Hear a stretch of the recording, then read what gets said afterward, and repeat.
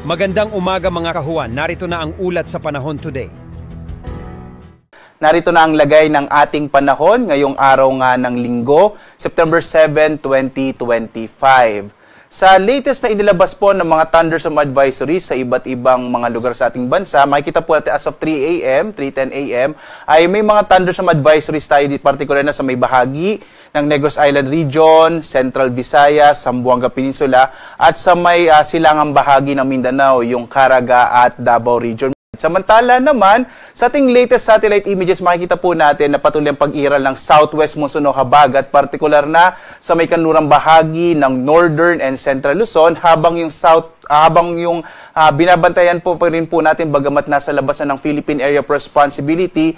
Ito po yung bagyong Lani na nasa labas na ng PAR at huling namatan 640 kilometro kanluran ng Lawag City, Ilocos Norte. Ito nga po si formerly Lani ay naging isang ganap na tropical storm at may international name na Tapa. Alam niyo po yung Tapa ay mula po yan sa bansang Malaysia na ang ibig sabihin ay freshwater large catfish or sa atin ay hito. So sa Malaysia pala ang Tapa ay hito, no? So ang nagpangalan po nitong tropical storm na to ay ang bansang Malaysia. Hindi na natin ito inaasa makaka-apekto pa sa ating bansa at ang inaasahan natin posibleng bukas ito ay maglandfall sa may bahagi, katimugang bahagi ng China. Makikita naman natin, malaking bahagi ng ating bansa, bagamat may southwest monsoon pa rin, generally po, fair weather or mga isolated rain showers and thunderstorm ang mararanasan sa malaking bahagi ng ating kapuluan. At maliban nga dito sa bagyong si Tapa, na dati po ay si Lani, ay wala tayong minomonitor na anumang low pressure area sa loob ng Philippine Area of Responsibility at maging sa labas. Posible nga po ngayong linggo, maliit yung chance magkaroon tayo ng bagyo.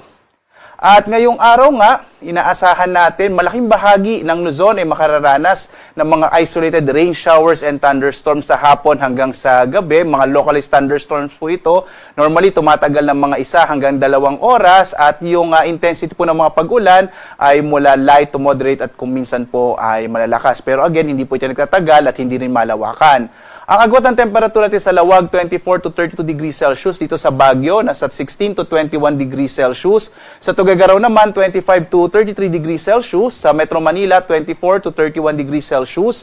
Sa bahagi naman ng Tagaytay, 22 to 29 degrees Celsius. Habang sa Legazpi ay 25 to 31 degrees Celsius. Dito naman sa Palawan, Visayas at Mindanao, makikita rin natin, generally fair weather ang magiging taya ng ating panahon sa Palawan. Agwat ng temperatura sa Calayan Islands, 25 to 32 degrees Celsius. Sa Puerto Princesa naman, 25 to 32 degrees Celsius. Malaking bahagi din po ng Kabisayaan ay makararanas ng mga isolated rain showers and thunderstorms, kadalasan sa hapon hanggang sa gabi. Agwat ng temperatura natin sa Iloilo, 24 to 33 degrees Celsius. Sa Cebu naman, 24 to 32 degrees Celsius. Habang sa Tacloban, 27 to 32 degrees Celsius.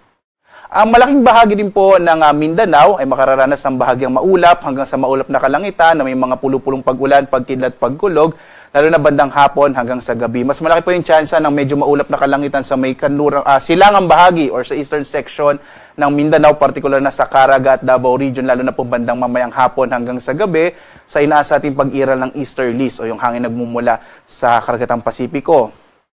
Agwat ng temperatura sa Zamboanga, 24 to 32 degrees Celsius. Sa Cagayan de Oro naman, 24 to 31 degrees Celsius. Habang sa Davao, 25 to 32 degrees Celsius.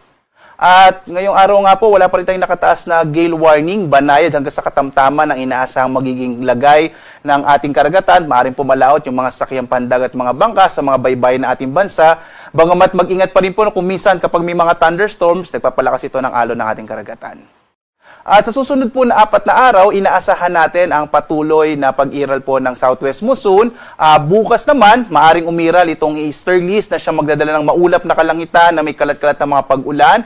Pagkilat-pagkulog lalong-lalo na sa may bahagi ng Caraga at Davao Region. Pero inaasahan natin pagdating ng araw ng Martes hanggang Friday or hanggang Thursday po, ina-expect po natin generally fair weather sa malaking bahagi ng ating bansa, although posible pa rin yung mga thunderstorm sa hapon hanggang sa gabi.